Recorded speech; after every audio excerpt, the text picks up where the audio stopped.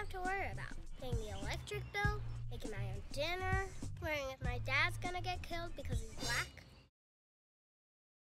What the heck is going on here, America? Are you okay? Do you need a hug? I try to remind you that Black Lives Matter, and then you say, all lives matter. I tell you all lives are supposed to matter, and then you get mad. Oh, America. You know, you remind me of this one kid in my class. He has so much potential, but chooses instead to throw spitballs. And when he gets caught, he apologizes, but then he turns around and just does it again. Look, America, I'm willing to forgive you, but I really need to know that things are going to change. Because when you forgive without demanding justice, you reward injustice. And I ain't trying to reward injustice. My parents always say, the best apology is changed behavior. So, chop chop, America. What's it gonna be? Are you gonna break the cycle this time? Or are we gonna go back to our regularly scheduled program? I got bikes to ride, frisbees to throw. I ain't got time for none of this racism. Y'all need to get it together. Hey, guys!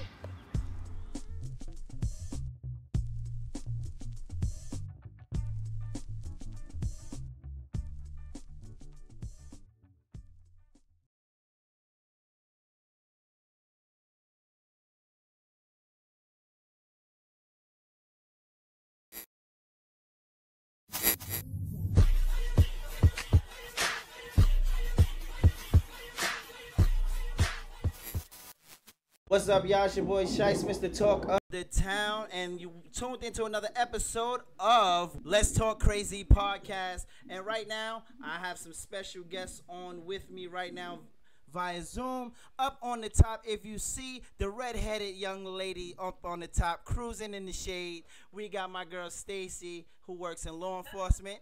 Hey, Stacy. Hey. And right underneath her, looking like a New York Knickerbocker in the car, we got my man Charles. He's also in law enforcement. Peace, what's going on? What's going on, Harp? How are you doing out there today? Slow motion. Slow motion with it. And then, all right, and right now, on my right, your left maybe, with the red background, we got my man Arnstar, hip-hop legend and dancer. Look how he's smoothing and coming in all smooth. Blessings, yes. If you're watching this, you are successful. You can hear our voice, you are successful. And then right on the bottom, I have my man, spoken word artist, Mr. Liteskin 1, 2, 3, and podcast from Sound Minds Podcast. What's up, bro? Positive energy always causes elevation. I thank you for what you're doing right now. I thank you for bringing us all together for this very important situation in which we need to speak to him. Yes, this is something that was definitely needed. I just want to thank everybody for tuning in and going on with everything that's been happening as far as the rioting, the looting, and everything. I figured that this was the time that we should get together and basically speak on everything that's going on. I have law enforcement. I have hip-hop at its finest. I have my wonderful black people as a whole. So let's just talk about it. Let's jump right into it. Coming up, we should have Rock from Heltah, Skeltah coming in as well. So let's talk about it. Who wants to start the conversation on what's going on today? You know what? I was just about to say, I'll just pick something and say. All right. So, Liteskin, since you the first one, let's talk about what's going on today. Right now, we see a lot of rioting. We see a lot of looting. Do you think that is helping the cause at this time? I think what you see is a buildup of frustration, anger, despair for many years.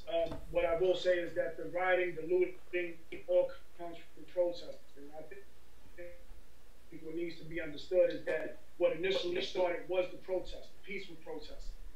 Let's get what we need in regards to equality, and let's get what we need in regards to justice. What you're now currently seeing in regards to rioting and looting, if it's coming, there's two parts to that too. If you're talking about from our people, then I see that that's more so a frustration and a cry out for the fact that we need to kind of destroy the current system to rebuild it. But at the same time, part two of that is if that rioting and looting is actually happening from just our people or being initiated by others to try to spark that so that we can look a certain way in the media. Okay. Arnstar, what do you think about this?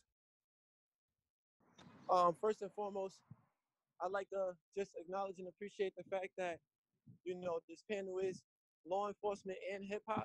I feel like unity is what is going to make clarity and bring us to a future that we all could be happy and serve into.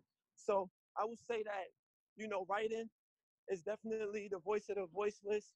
Like Dr. Martin Luther King said, thank God we have social media now, because as you can see, there is not everybody that's looting or breaking in businesses that is actually civilians. You see people in law enforcement uniform. Not saying this stuff because, as we see now, all the shadow groups are beginning to be exposed at this moment. So there could be agents within the system that's actually supposed to be policing us. So everybody's infiltrated. So we got to now interview our communities as to who's been here, who's new, what are they doing, what are their intentions, and just because they look like you don't mean they on your side. So you got a lot of different agendas happening at one time, and you got to be very diligent in doing your work to find out who's responsible for what's being destroyed at this time. Facts. I do agree. Now, I do have two law enforcement personnel up on deck. I want to point this question to you guys. Right now, there seems like there's a situation where people want you to choose whether to be black or blue. Do you find that that's a difficult situation to be put in at this time? Ladies first. I don't know if anyone is trying to speak, but I'll say this: no, I personally don't feel that it's a struggle. I woke up black, and before I put my uniform on, I was black. Therefore, I'm standing with my people in a powerful, positive movement. That's what I'm looking towards. There's a struggle every day because when I take my uniform off and I'm driving in my car, I'm only seen as black until I have to show my credentials. Then I'm blue. But before that, I'm black. Either way you cut it, however you slice it, I'm black, and I'm sticking with my people regardless of anything else. Now, on the flip side to that, there is a sisterhood and a brotherhood amongst the blue. And if you are real brothers and sisters, you are able to pull your brother or sister to the side and say, listen, what you did or what you said or what you're currently doing is absolutely incorrect, and it doesn't fall into the guidelines of what we swore into. And with that, you have to check your people. Right. At the same time, you have to check your people just like you would if your husband, a wife, brother, sister wasn't doing right. So, it goes both ways for me, but ultimately I'm with my black people because that's what I am. I woke up black this morning. All right. If y'all didn't notice, we got my man Rock from Heltah Skeltah who just joined. Our hip hop legend of the day is on now. I see you got a new chair, brother. That purple chair is looking a little nice. No, I'm saying, God, no, I'm saying. I had to put on my purple shirt and hat, and I had to put it together, ensemble the whole thing. All right. So everybody, Rockness, we are talking about being black right now. We are talking about law enforcement on this panel right now. We also have two personnel that are in hip hop. That are in law enforcement. So the conversation is basically, how do you feel about everything that's going on right now? For me personally, honestly speaking, like me speaking completely candid, I always knew we would get here at some point. Like I knew that there's no way that this madness can continue to go on and just keep on keeping on.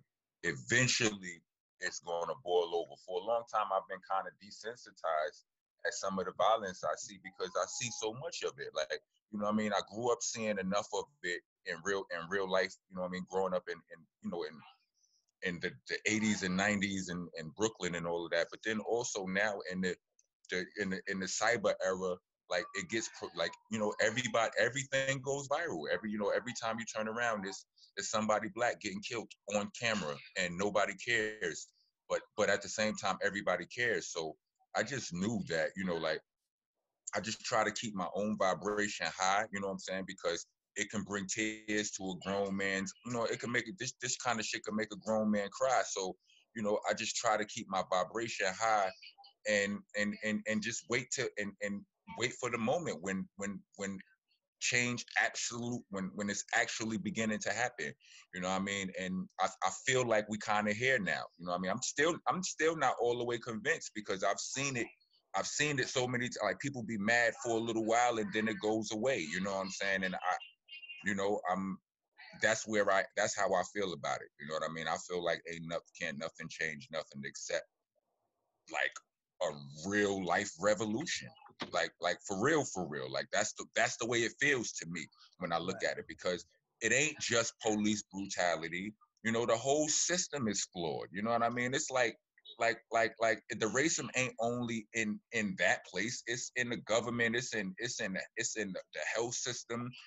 It's everywhere. Like, you know what I mean? So it's like the whole system need to be overhauled. And it's like I can't even, I can't blow my load of emotions on the first thing. Like I feel like if I'm gonna be useful, I need to keep my head.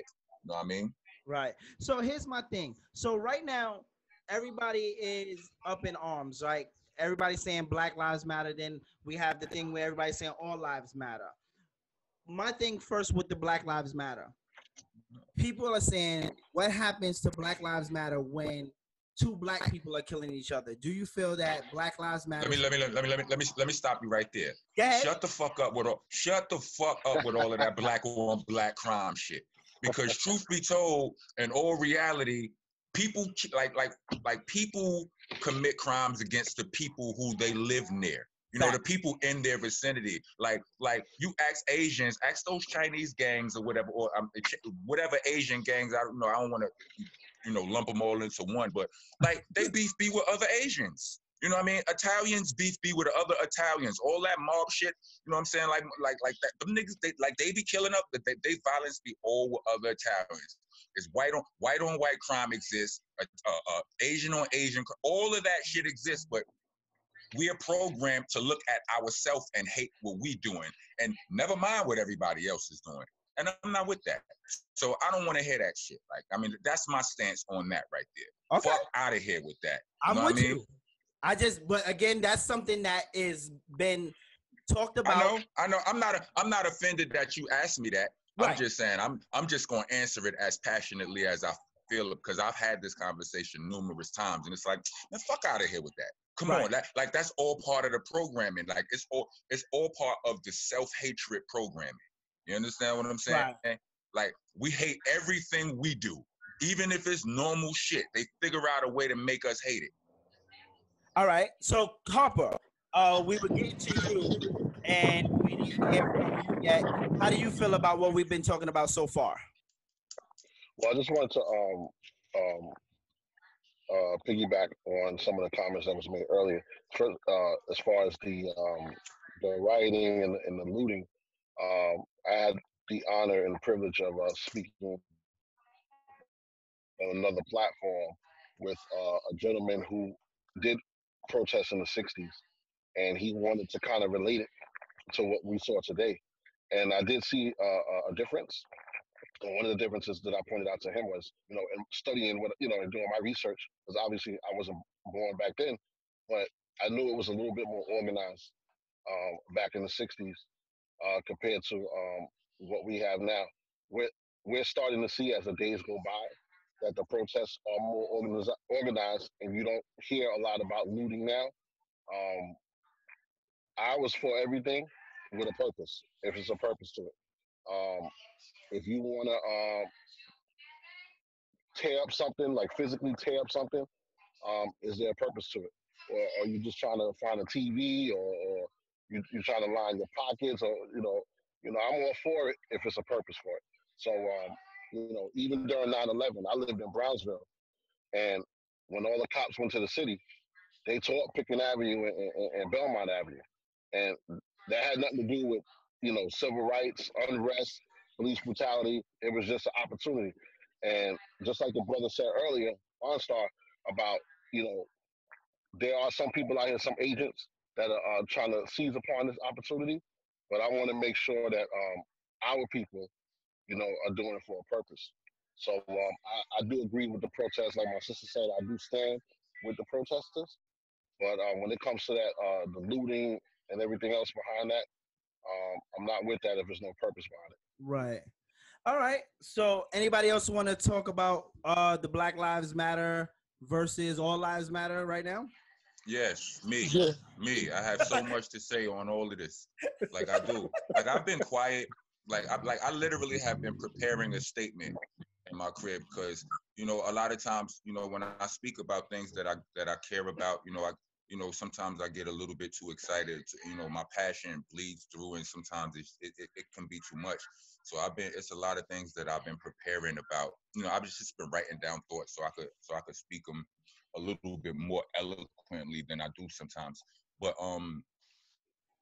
and I'm not referring to that, but not right now. I don't have my list in front of me, but in regards to that, I can shoot from the hip when it comes to this, because, you know, as far as the concept of it all, it's like, you know, when people scream all lives matter, you know, my answer has been to them a lot of times, no, they don't, because the black ones don't. You understand what I'm saying? Like, right. Like in all reality, black lives don't matter, not to you motherfuckers. So it's like, how you gonna tell me all lives matter when the black ones don't? Like for real, will we be in this situation if that wasn't, you know what I mean? Like it's this lady, this I don't know her name, but it's an older white lady, and you know she's been with the shits for a long time, speaking up for black people or whatever. And she does this experiment in one of her lectures or whatever, where Jane she goes, Elliott. Yeah, but she Jane goes, Elliott, yeah. Raise your hand if you would like to be treated the way black people are treated. And you know, nobody raised their hand. She said, I don't think you understand. Maybe y'all didn't hear the question. Maybe y'all didn't hear me clearly. You know what I'm saying? She asked the question together. She asked the question again, and nobody raised their hands. And all that, you know, I'm just reiterating what she said. Is like, you didn't raise your hand because you know what it is. Right. You know what it is, because you know, you see how they love black culture so much. They love black culture, like hip hop sells everything and so on and so forth. But you don't want to be. You might try to look black or try to act black, but you don't want to be black. You don't want this black experience. Like, and it was nobody in that class, nobody in that college classroom or whatever, that hall, wherever they were, that gathering, raised their hands. And it's that silence is loud than a motherfucker. You understand what I'm saying? Like, they know, like, and that's because they know all lives don't really matter. We just trying to convince you of what you're trying to say by saying that black lives matter. You saying all lives matter. What we're saying is no, they don't, because ours don't. Ours don't. You understand what I'm saying? If maybe one day when you start to believe and are not offended by the phrase that black lives matter, then maybe all lives will matter. Because right now y'all not showing us that. Okay, Arnstar? Yeah. Nah, you hit it on the nail. It's like, you know, the response to say all lives matter to black lives matter clearly offends you. And you're trying to straighten something out while we trying to straighten something out.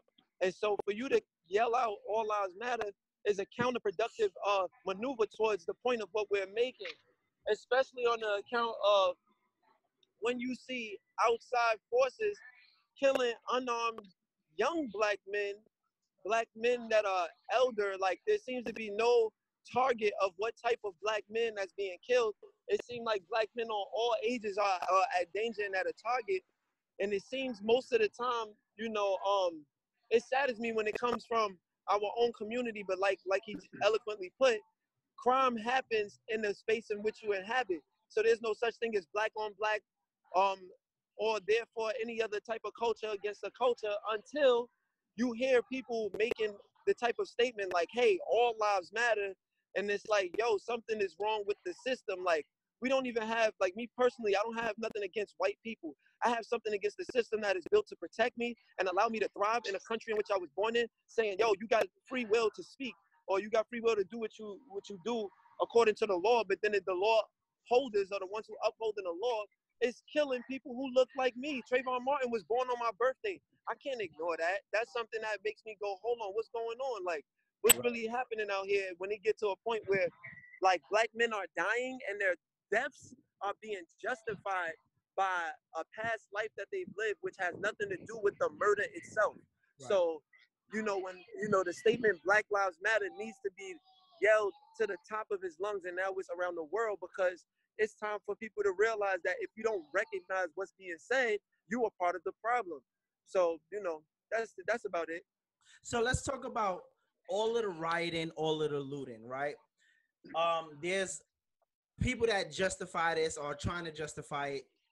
Me personally, I feel like instead of looting, if we really saying that we're doing this, one, for George Floyd and for everything that stood up, well, let's send, instead of looting in our own stuff, our own stores, our own businesses that we built, why don't we put his kids to school? If we're going to make a positive change, why don't we do things like that instead of taking it to the streets and destroying where we live at?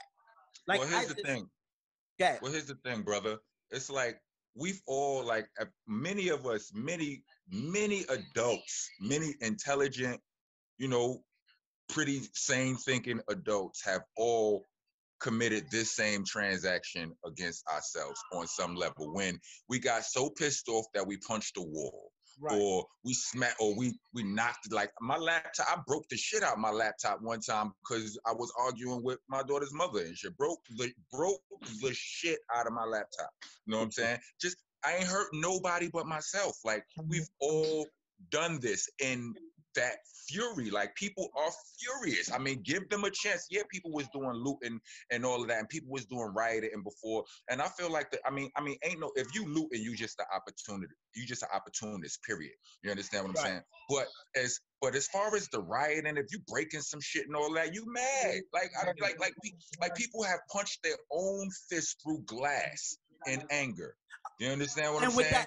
And with that being said, right? I had this talk with String too. Yeah, we all punched something. We all been mad to the point where we did something. And at the end of the day, we look at it and we go, all right, that didn't fix anything. I still have this problem.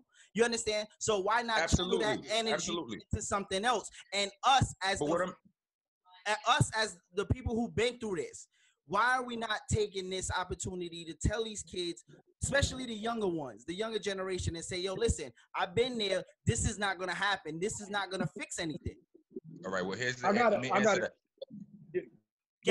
let me just say this right quick. The fact of the matter is, we are telling the little homies that they don't listen the same way we didn't listen. You know what I'm saying? And then at the same token, like, when you, like, I know a lot of very grown dudes older than me that still suffer from the, you can't tell me nothing when I'm mad. Don't touch me. You understand? You just gotta ride that wave out. Like, I got friends older than me that they some, you know, they are a little bit more high-headed, and it's not up for me to judge them. Everybody ain't built the way I'm built. Everybody ain't built the way you built. Everybody ain't gonna express their anger the way we think they should. When somebody tell you something about when you experience racism, how can somebody who, when you experience any type of transgression, how can somebody who is not going through or how can they tell you how to feel? You just feel the way you feel regardless. So what I'm saying is, as I look at what's going on, yeah, I saw all of the looting and all of the rioting and all of that. But as time goes by, I see people start to calm and organize a little bit more. You know what I mean? Like, so a lot more of the protests are going on without incident and shit. And but at the same token, what's happening is you got police instigating the violence. You understand what I'm saying? Like, I'm just at a point where stop hating on us. So what? So what? Niggas did some ignorant shit in the face of being murdered. Somebody didn't react well. Somebody got so angry that their emotions led them to do. All right. Let's correct each other with love. You understand what I'm saying? Right. This ain't the time to be like, oh, y'all stupid, y'all doing this. That ain't nothing. You can't tell nobody how to feel. So how do we fix that? That's the point now. How do we fix that? See, but that I gotta be real. Go ahead. You know, the truth of the matter is, it's like Rock is saying, right? We are going through a time in which we're expressing transgressions based off of the fact of anger, right? But no change has ever come from. Do you hear me on the echo? Yeah, I hear you. Oh, you go. Okay. No change has ever You got come. something? You got your phone up or something else? Turn it down just a little bit. And I think that might be somebody. It might be somebody else's phone. Maybe the mute. What I was saying was no change has ever come. No rightful change has ever come without chaos. You know what I mean? It takes chaos to put it out there and say, listen, the system has not been working all these years, historically speaking. When you go down the lines, now granted, we're currently talking about riots and looting that are happening, right? And peaceful protests, but at the same time, it wasn't too long ago when they were hosing down people and sicking dogs on them. So even when the president said, oh, we'll just sick some dogs on them, that's not too far-fetched from what was close to our history. So what you're seeing right now is people coming together, and granted, is it right to be looting? No, but at the same time, that is a cry for help. As Rock is saying, when you really upset and you really frustrated with something, you may lose your mind instantaneously.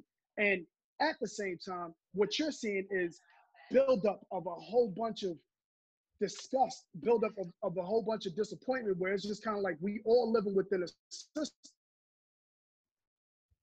So now here's my thing. If your system is not working for us, then allow us to create a system that will work for us, so that we don't need to beg or be a part of a system that we're not wanted in. Let's create our own. Now, the problem is that when the media shows what they show all the black and brown going in and looting and taking and so on and so forth, but you took a life. You've taken many lives. You know what I mean? We could go down the list of the Eric Garner, the Emmett Tills, the Sandra Blands, and so on and so forth. And there has never been, now granted, the question that you asked before was, how about if we just take care of their families and put their children through school and so on and so forth? We need to do that regardless. Right. But if we just did that though, there would never be a change. Because it's just like, yo, you know what? They took care of that person. We can move on now. Let's kill the next person. Let them take care of them, and then we can move on. What you're seeing now is years and decades of, now we're tired. So now here's what you're getting. And all the monuments that are being broken down, we've had that have disgusted all people for so many years, standing upright, statues just all celebrating them, praising them. And now they're finally getting taken down by ours. And if not for these riots and this looting and this protesting, you would never see that. We would just going on with history. You know what I mean? So historically speaking, this ain't nothing new. We just need to learn within, once all this is settled, and once we start getting what we want lawfully, now we need to come together and stay together in unison, so that we can say, you know what, next time you act up, we ain't letting this happen again. And I see Niggas stole this whole country, bro. Right. They stole the whole country, and all of these, and not just stole it, like they murdered and killed for it.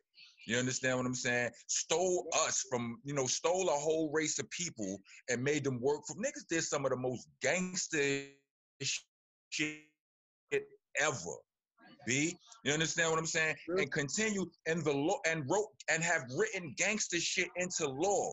You know what I mean? Niggas gangster us out of everything every day, out of our tax money, out of whatever, out of our rights over our fucking peace of mind. You can't even walk where you can't even walk the way you want to walk without being hurt. You can't dress the way you want to dress. They done gangstered you out of your own style, told you that you can't wear this no more. You're gonna be harassed by. It's a fucking mess, B. And in the face of all of that, they have convinced us to be more to give a fuck about property when niggas is taking lives. Like, how many times have niggas been in a car accident, or they've been in a fire or whatever, and that person is crying about all of the things that they lost, and somebody is telling you, well, at least you're alive. That's the most important thing. You can get all of those things back. These niggas are insured. They will get all of this shit back. Yeah, I mean, granted, some of these, like the smaller, like historically, like the smaller black, like if you a mom and pop shop, you might not recover from this, and that's fucked up. You understand what I'm saying? That's my point. That is my point right there. So why do we do it? If that's the case, if the mom and pop shops is the shops that we look for and that we run to, and and that we need something real quick. Why is it okay for us to steal from there and burn it down? We I need mean, those. it's not. What we need to do, what I feel like, and we these places need to be identified. You know what I mean? But ain't no, but you still have to understand the people, like the people out there rioting and loot. They like they're not out there rioting and looting with leadership. You know what I'm saying? Right. It ain't no leader with a megaphone telling them, let's go hit this store, whatever. Like if all of that shit is just unfocused anger, unfocused fire. You know what I mean? But if you go out your house and you look to the left and you look to the right and you see that this shop is here that you frequently go to, why even touch it? Why does somebody have to say, no, not that? Yes, that over there, but no, not this. No one should have to say that. It shouldn't even be a reason for the come up of going into a sneaker store, going to a mom and pop shop and just stealing. Yeah, but like I said, like I said, everybody ain't in it for that. You know what I mean? Like you got people that are opportunists, and it just is what it is. You know what I mean? And you can I mean, as many people as I speak to, everybody is not going to listen. Some people are on it the way they on it, and okay, like that's them. I mean, then we regulate them. You know what I mean? Then we regulate them, because you know what's going to happen to them if we let somebody else regulate them. They're probably not going to make it out. Right. You understand what I'm saying? So, you know, it just is with like everybody is not focused. Like we got a really serious. We got to get on our each one teach one shit, and you cannot yell no lessons into nobody. You can't bring no lessons. And this is the problem that we having right now. Everybody's saying each one teach one, but the ones that should be teaching are watching. Some people are not even standing up and saying, hey, don't do this, don't do that. They're watching these kids tear down the places where they live close to. We're not traveling to, and again, I don't condone the violence, period, but we are not traveling to other people's neighborhoods saying, yo, let's destroy this. I can understand that. I don't agree with it, but I can understand you saying, all right, well, let's go to Soho and tear that shit down. But you staring down the shit where you live, the Target that you live to. How many black families on this side got Target right next to them that go there, and the ones that's right next to your house is the one that you looted? Downtown Brooklyn. All right, can I ask somebody something? All right, because I'm in Arizona right now, right? Like I've been in Arizona since the pandemic, right? I haven't been out in New York or whatever, but like, what's going on in Brooklyn? What's going on in Brownsville? That's my hood. My hood is Brownsville, and I know like the youngins that I raised to, you know, from boys to men right now. I can promise you that they're not out there looting. That's not that like we are of a different mindset. Who's doing the looting? You understand what I'm saying? Like who is that? Like I've done like who is that? Like, you know, you look at all of these. I watched enough videos to know that you got people from with alternative agendas just fucking coming in, and anarchists and police. But breaking glasses and doing fuckery and blaming it on us. That's first of all. It ain't all us. Second of all, like everybody ain't on our wave. You understand what I'm saying? Everybody our age ain't necessarily on our wave. And also everybody our age. You got some people that's our age that just feel that ain't nobody listening to them. You could sit there like, you know, everybody who speaks to niggas don't just willingly listen. You can't. It's you have to understand that people are tired. They're angry, and some of these people were hard-headed before they was tired and angry. Okay, you understand what I'm saying? So you know, you talking about it. You're talking about enraged people right now, and you asking them to. So I want to go to this. So I want to go down to Harper. Harper, you patrol in Brooklyn. Tell me what you see in Brooklyn at this time.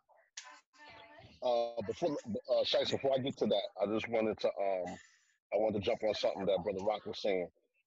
What he was alluding to about the young ones not listening, and somebody mentioned, I think you mentioned each one teach one. For my part, you know, what I've been fortunate to do is teach at the academy, at the police academy. Uh-huh. So one of the things we started teaching was emotional intelligence, right? It started out with students, with young people, and then somebody said, you know what? Let's teach our youth officers this, because outside of them being in uniform, they got to know how to transition emotionally from one mood to the next. So I took it upon myself to say, listen, let's see if we can put this in the police academy, because I think we got a lot of officers out here who don't know how to transition from one mood to the next, don't know how to handle their own personal emotions, and they carry that into the workplace.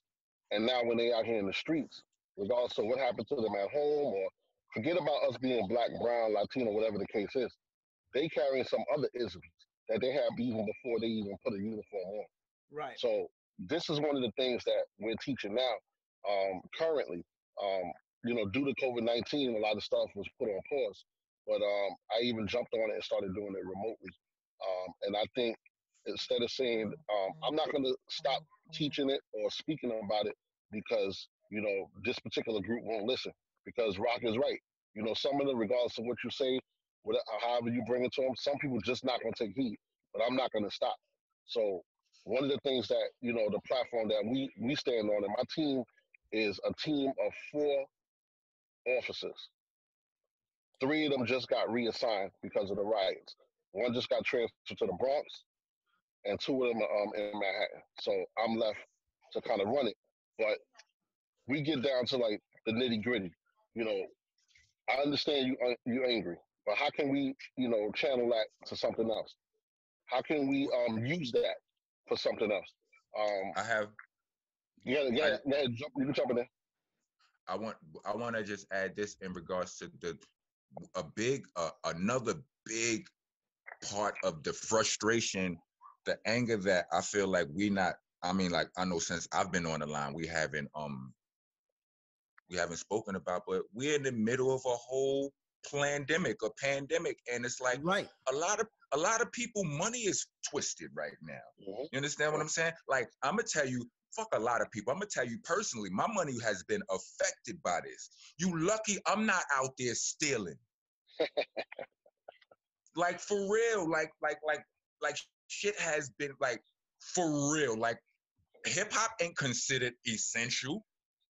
You understand what I'm saying? Right. Like, it ain't no whole bunch of, like, and then I'm not that that technical. I'm not that savvy when it comes to certain shit. Like how to find and get all of these grants and all of that. A lot of, like, I'm an artist for a reason. Like, paperwork give me a headache. You understand what I'm saying? Like, I have to I got lawyers and and shit for that, and managers and shit for that kind of stuff to, yes, I can read it, and yes, I do not. I read well and all of that, but that doesn't mean that all of that type of things come natural to me. So what I'm saying is, I've just had to hustle harder. You understand what I'm saying? And find my way around certain situations, but a lot of people don't even know about the government benefits that are afforded to them during the pandemic, and then some, and everybody ain't eligible either. So what I mean, you just got the stimulus that took niggas a month and a half to give niggas. You understand what I'm saying? Or however long it took forever, and it was what, $1,200? If you live in New York, you gotta, that's rent. Right. That ain't even enough for rent. You understand what I'm saying? To Rock, I believe Rock, right? Yes. Okay, let me ask you a quick question. You mentioned just a second ago that your money was jeopardized, your benefit, your livelihood was jeopardized due to the pandemic. It's been affected, right? Yes. Yeah, it's been affected by the pandemic, right? And a piece of that is some of the reason why these people are looting and stealing or what have you, right? So let me ask you this. I'm saying that it's quite possible. Okay, so let me ask you this personally. If we didn't receive the footage of George Floyd being murdered and it never took place, would you have been looting and stealing? I mean, I still haven't been looting and stealing, right. But you gotta understand. But let me ask you. Go ahead. I couldn't hear you because I was speaking. My bad. I said it doesn't make it okay You know, there is a lot of reasons why people are looting. Some of our come up, some say it's the justice, some say it's because they are broke or what have you. But prior to George Floyd's murder, prior to the video coming out, we was in a hardship. Financially, many of us was in a hardship. And what did I see? I seen people standing on the line for pantry. I seen people standing on the church line for free food. I seen people, you know, on the phones calling for unemployment, but not stealing and looting. You understand? So now that this is a issue, with the lack of better word, with George Floyd's murder and the outcoming of it, it's like people are using it for an excuse. There's absolutely no reason for someone to go to a sneaker store and steal sneakers just because someone passed away or was murdered. Let me say that. Yeah, I get that. I mean, I get that, but we keep is that what we harping on though? Like people are dying. Like so fucking what? We can get sneakers back. That is a fact that we are looking at. And every time somebody dies, we be mad. Hold on, one at a time.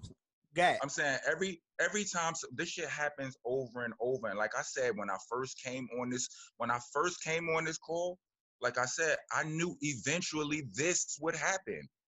You understand what I'm saying? And because it's been going on for so long, and as far as the loot and this shit go, that's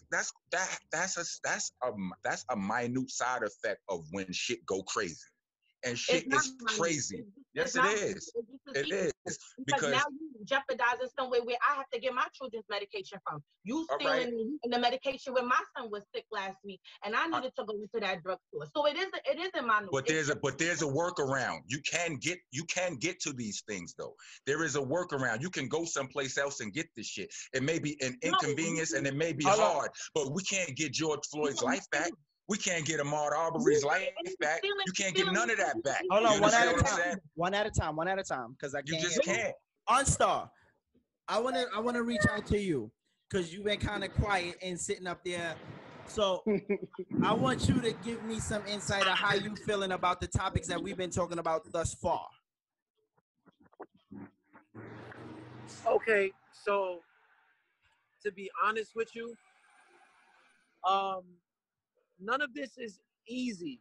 So I want to make that clear. None of this is easy. And there is no easy route to getting justice. There is no easy route to getting people to think sanely and clearly.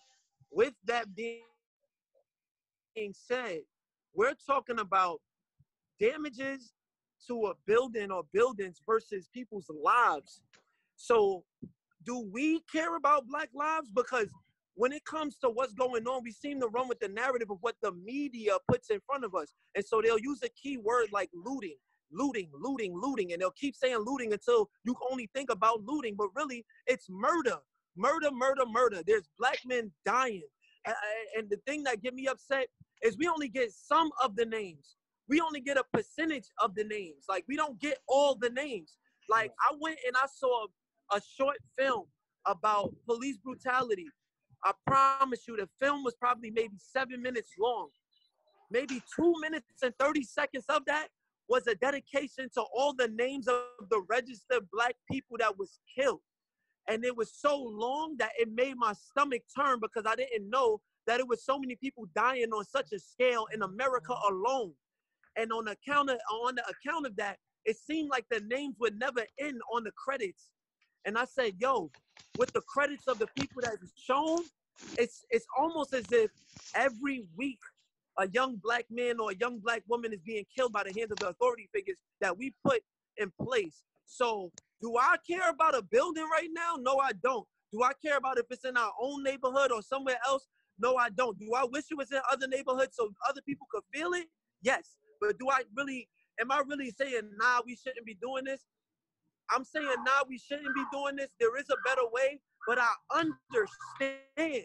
I'm not losing the people who's going crazy right now, because what else can you do? Because the only other option that resorts is direct violence that was happening upon the people that it was afflicted upon. And the moment we do that, we look like animals. We look like we're mindless. We look like we deserve it. And it's always a narrative painted on a Black man and woman that we are not humane. We don't have a thought process that works in society and modern day living.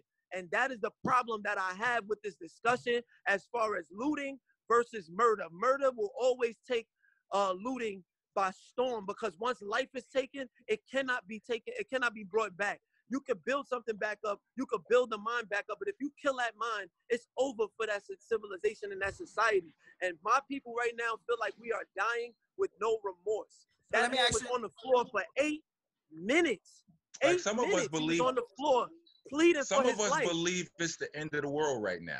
That's what some people really believe wholeheartedly. It's the end of the world. And if it's the end of the world and I feel like getting me some sneakers and you mad, then you just gonna have to be mad, B. Yo, listen, I get exactly what you're saying, Arnstar. But here's my thing now, right? This is, if we're saying our people are dying, our people are hurting, why? And I'm not talking about just the looting part of it, right? Why hurt the people that we're saying that we're fighting for? You know, why do that? You know, if we're saying we're fighting for each other and we're fighting for our black rights, and why hurt other black people by hurting black-owned businesses and hurting, like, and people getting hurt? Because we forget that in the midst of the looting and the rioting, people are still getting hurt through this. You know, if we are fighting for us, why are we hurting us? All right, here we go. So why are we hurting us? Two things. One, the looting is being incited by a shadow group program. Thanks to social media, we know that now. So it's not black people saying, let's go out there and make it happen. It's black people going, yo, look, our store's already broken in. And you know what? I'm not doing too good right now anyway. So I might as well go and get some of the stuff that, if this is the end of the world, how it's being perceived, and I never had a pair of Jordans, this might be my moment that put a pair of Jordans on my feet before I die and give myself a physical satisfaction, because you know why? My spirit has already been killed. This is why. My spirit has already been killed, and I don't have purpose at this moment. This is the mindset of the looters, by the way. This is not how I think. My spirit has already been killed. My people's already been killed. There's a broken business that's open right now. There's things that I always wanted that I never knew how I was going to get it. So I'm led astray. And at this astray led moment, I'm not thinking rationally. So I'm going to go ahead and be an opportunist and take part of this, looting time that's happening before order is restored. Now, why? That's why. What I believe is what can happen, the possibility is the people that is educated in looking at how riots and things have taken place and study sociology. We have the power now to begin to grab the ears while they're up in arms and at least say what it is that's possible and speak the word forth like, yo, look, there is another way. We don't have to do this, but there is another way. So I don't agree with the looting. I want to make that clear. I do not agree with it, but I do understand the anger and the frustration. And when you do not know what to do, you'll do whatever it is it takes to survive. So it's called survival mode. So we do have a heavy task in front of us, because it's not going to take other people outside. It's the other people outside that's not paying attention to our hurt and our plight. So it's going to take us from the inside to make a choice. Are we going to sacrifice our lives for our people? Are we going to sit here and try to act like we're so civilized and so, upscale in our thinking and moving that we justify us not doing anything or not looting, and look at the people who are we going to go out there and stop them from doing it and put our lives on the line for the people that we so richly love and that we say that is a part of us? That's the real question. Because if you're not ready to put your life on the line and give up your career, or give up your social celebrity status, give up your badge, give up your space in society to go, I need to take care of my people, then we already dead before anybody can even come and shoot us. So now I want to ask you guys a question, and I want to go around and I want to start it in this order. It's going to go to Arnstar, then it's going to go to George, then it's going to go to Charles, and then it's going to go to Rock, right? I want to give you a scenario, right? And I want you to answer it from your point of view. Right now, as far as Rock, Arnstar, and Liteskin, you in a protest and people are rioting, a black cop comes to you. What do you do? How do you feel at this moment? And Harper, for you, I want you to be that cop and tell me, what do you see and what do you do at that moment? Arnstar, start with you. Okay. So it's a peaceful protest, and you said they start rioting. Somebody starts looting and somebody starts rioting. Then you see a black cop. How do you handle this situation right now? And a black cop come towards me. Yes. Well, I mean, there's no one way to handle it. So honestly speaking, I would have to be in that scenario to recognize if the cop is trying to harm me or trying to get me out of harm's way. So I'll be alert. I'll be, on point as far as like what the body language is, and if there's any dialogue, if there's any communication, and it goes accordingly. Like if the communication is, hey, look, we need y'all to move out the way because, there's a lot happening. You could be hurt right now or whatever the case. If it looks like de-escalating, it's a black cop trying to de-escalate the situation, I'll be compliant to it, understanding that I didn't come out for a riot. I came out for a peaceful protest. Now, if the cop looked like he just swinging his baton and, he just doing his job or it's looking like a violent forward act, then I'm going to defend myself accordingly as far as, do I need to push him out the way to move out of the way of harm's way, or do whatever needs to be done to sustain my life to move out of the way? I'm going to make that happen. It doesn't matter if he's black or white. If he's a cop operating under a cop's law in the sense of whether it's de-escalating, I'm going to be a part of that. If it's not de-escalating and he's trying to get at me, I'm going to get out of the way. But if I got to defend myself before I move out of the way, like push him off me or something like that, I'm going to be sensible about my energy that I use so I can make sure I get out of there alive. And the only reason why I'm asking, and like you summed it up for the most part, because most people are not looking at the color. They see the shield, they see the badge, and they're on attack mode already. So that's why I'm asking you guys this question individually on how you would pertain to this. So Liteskin, give me your thoughts. I got to be real with you. Part of the problem is the power that's given to that shield, right? And it's no disrespect to anybody that works that job. I actually just recently got off the phone with my brother, who we did some dirt together. You know what I mean? We was out there, and he's a cop now. And when I spoke to him, he was like, "Yo, I kind of feel like I'm on the wrong side." So I premise all that to say, part of the problem is the power that's given to uniform and to shield. Black, white, brown, yellow, green. If you're a cop, right, and you're coming correctly, and we have seen some cops actually take a knee. We have some law enforcement on this call right now who said, I'm with the protest. I understand the peaceful protest. So I think what we need to understand is, whether you're a cop or not, if a cop is coming to me and there's looting going on, if there's looting going on from my people, I'm putting a stop to that if that looting has anything to do with anything that's going to harm us and ours, right? And I have a suggestion as well after this. If a cop is coming to me, we have OGs set in stone. You know what I mean? Rock, you are OG. You know what I mean? So most times we got to speak to the young ones or speak to people that kind of move in our wave and just say, yo, chill, that's not for us. We here for this. This is the mission of why we here. And if a cop comes to me peacefully, then we going to handle that peacefully. We're going to move on. Get to your job. And if there's a crime being committed, handle that. At the same time, the reason why we would even be in the same place and time is because of a crime that was committed based off of the death of a life.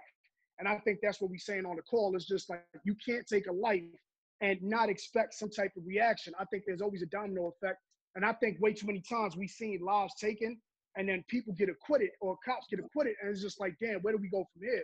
So with all that being said, what I will say, my suggestion is for us, whether it be Brooklyn, Lower East Side, the Bronx, if you know somebody, mom and pop shop, that they came up, you've seen them come up, and you know that they're from the community, as is our responsibility, we should be getting back to them if their spot was broken into or taken from, or if it hasn't been broken into, we need to protect them. And that's how we protect ours. Everything is created based off of the village. If we properly taking care of our village and we being the rightful owners of our responsibility of being a part of that village, then we don't got to worry about our own. But at the same time, as we've been saying, and I said when I first started speaking, there are agent provocateurs that are doing a lot of things, breaking into our places, breaking into our companies, and for the most part, making it seem like the black and the brown are the ones that are initiating that. So there's a couple of things that are going on. So I think to answer your question, cop comes to me, especially if he's black, I need him to understand that we here for a reason. And despite whatever uniform, because as the young lady said when she was speaking, when she goes home, she's black. So she's blue when she got that uniform on. And I think that we need to decipher that a job does not make you as a person. You are working a job, and I get it if you're getting paid through that to take care of your family, but that should never be the priority as to who you are as a person or who you are inside. So I think, answer your question, cop comes to me depending on what his energy is. That's how we're going to handle the situation. And at the same time, I'm going to try to make him believe and understand we here for a reason. We here because a life was taken. One of ours was taken. So your uniform should never get in the way of your heart. I think Arnstar agrees because Arnstar is up there with the fist up. Hey, let's go. Let's go. Go ahead, Charles. Yeah, I agree. With both brothers said initially. Me personally, after 14 years on this job, and being in my little scuffles and being in riotous situations, especially with young people, I've always been the part that says, let's de-escalate this. Or I'm on the scene now, but the dude that come after me may not have the empathy, the patience, or could care less about your future. So please, listen, don't make this worse than what it is. I'm trying, like they say, try to gain compliance. I'm trying to de-escalate. I'm trying to de-escalate as much as possible. Because I've been in situations where, early in my career where I didn't have the influence that I may have now in deciding whether handcuffs go on a person or not. I've been in situations where I'm like talking to a person, talking, and then all of a sudden, here come the next dude, maybe it's a lieutenant, and they just say, knock him up.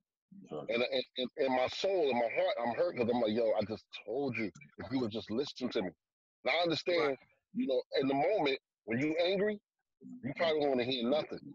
And again, that's why, I say, we got to start educating our people on a whole nother level about, emotional intelligence and what that means on both sides. I don't agree with nothing. I don't care who it is. I've had partners that I had to, nah, I got this. I'll take care of this. I'll entertain this person. You go over there and cool off. I've done that. So, and then I was asked on another platform, if that was me, what would I have done? That wouldn't have happened. Because I don't, first of all, I don't work with people like that, and I wouldn't be working with somebody like that. You try to violate somebody like that, you try to take somebody's life, it wouldn't have happened.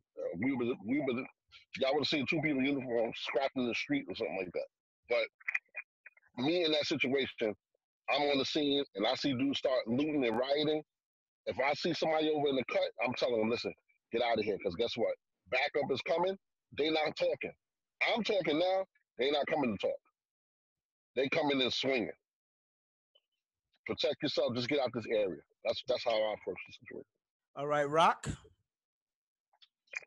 I mean, I don't know, like, as far as, like, I've been in a lot of situations in life. You know what I'm saying? Like, I've been in situations, I've been locked up so many times. You know what I mean? So many times I've been locked up for minor shit and almost nothings, and sometimes absolutely nothing. A lot of times, like one time I got locked up in Port Authority. It was on my birthday. We were on our way to do a show. Port Authority. We were going to Newark Airport to get on a flight, and because that's where the flights were cheaper going out of Newark. And we were sitting there waiting for all of our group to arrive, and officers just came in there and they just fronted on us for no reason. You know what I mean? I was talking slick. You know what I mean? But they decided to throw Ruck up, my partner, rest in peace, Sean Price. They throw him up against the wall, and Shice knows Ruck. Ruck is Ruck has the foulest mouth of us all. He was next level retarded, right? Ruck was very, very humble in this situation, and somehow the officers decided to throw him up against the wall and begin to lock him up. Now, there's two things that's happened. I'm enraged, first of all. second of all, I'm afraid we're on our way to a show. Like, I can't do Heltah Skeltah songs without him. This was too early in my career for me to know how to do that. I mean, I can do that now, but I didn't know this then. This was, this was in like 94, something like that. I didn't have all of this, experience. So I'm afraid for that, for the work. I'm furious at the officers, like, because first of all, we didn't do nothing. Second of all, if we did do something, it was me, not him. Why are you throwing him on the wall? And I kind of lost it, and I got arrested too. You know what I'm saying? Because I couldn't just stand there. You understand what I'm saying? So then I got arrested too. Then Evil D got arrested. He didn't even do. He was upstairs buying snacks. Came downstairs and goes, "What happened?" and got locked up. You know what I mean? So like and then they have it goes from situations like that to situations where I was able to keep, calm heads. I was able to calm down a bunch, but I was able to help the police calm down a bunch of agitated motherfuckers. You know what I mean? It all just depends on the energy of the officer. You know what I mean? Like, if I'm a man first, I'm a black man second, and it's like if you come at me crazy, I'm willing to go there. You understand what I'm saying? Like, I've learned through experience. Like I said, I got tons of experience and interactions with them. You know what I mean? I'm blessed to still be here because, you see how they're giving it up. You know what I mean? Like, what I've seen in some of my experiences is just like, and it's crazy. It's like, I've seen situations where I've seen officers do a completely a non-threatening, docile, submissive man crazy, and then do him crazy. And then in the same token, in other experiences, I've seen some dudes who really, really want to fight. And the police don't do them like that in these situations I've seen. You understand what I'm saying? So, like I said, I've seen so much. So it's no way for me to, I've seen these things play out so many different ways. The only thing I could possibly do is feed off of the officer's energy that's there. You understand what I'm saying? Like, and I have to trust in the way life trained me. You know what I'm saying? Like, I'm 46 years old and I'm still alive. You know what I mean? Right. And I've been through a lot, but not the worst. You know what I'm saying? Like, I'm still here. Can I ask this? Am I hearing you correctly? Are you also saying that when you're talking about the energy of that particular officer, are you also saying it's the individual, not about not so much about the badge at certain times. It's the individual. No, it's always, for me. It's always about the individual. Like, you know what I'm saying? Okay. Like, and to me, that's a bigger. That, to me personally, I feel like that's even bigger than what we see now, and even that is not being addressed. Because real talk, a lot of police officers on this job, let's say a good 60% of them have military background. So now let's talk about PTSD, right? Mm-hmm. Which is, when you get on this job, you take a psych test, which is a BS psych test. They ask you certain questions. They tell you draw a house, all this crazy stuff. You get on the job. Some of them dealing with and this is I'm not giving excuses. I'm saying the root of some of these issues with individual people that you give, like somebody said earlier, power to. So PTSD, some of them coming back from military. If you coming from our hood, some of the black officers, we got PTSD too. Just growing up in the hood. Then you got the officers, like I got one that works for me now, 22 years of his life, Nassau, Suffolk County. The first time he been around black, brown, Latino people is when they put him on the job and they put him in Brownsville.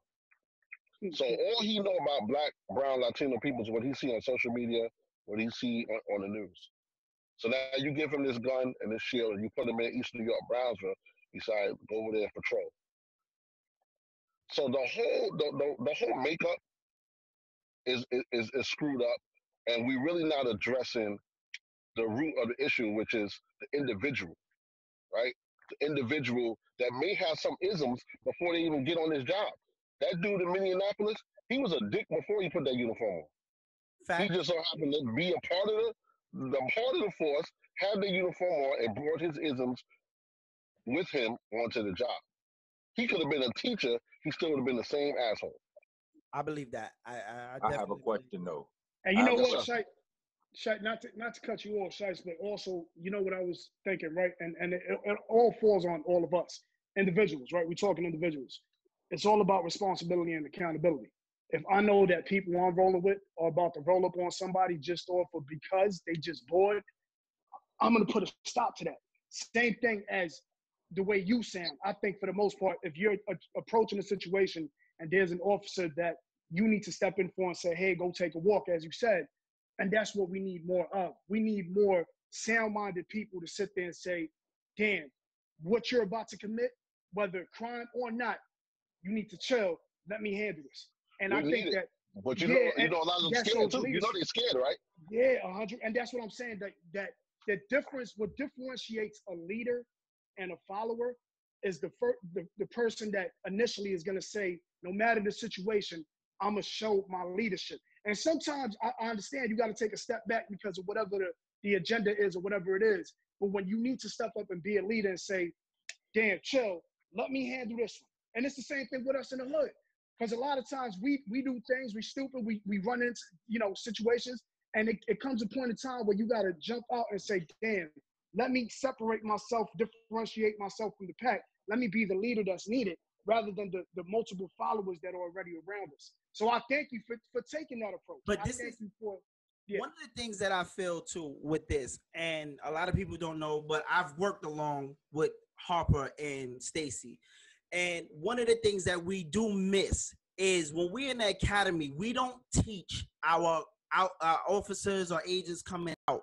We don't teach them. I believe that there should be a training where I'm black, right? And not to say that I belong in here, but I know my area, right? So if you pair me up with somebody who's from Suffolk County who doesn't know anything, let me teach him. Let me show them. There should be trainings on that to show them, hey, this is, because then we avoid the situation that happened in Pink Houses where an Asian cop shoots a black man just because the door slams. You understand?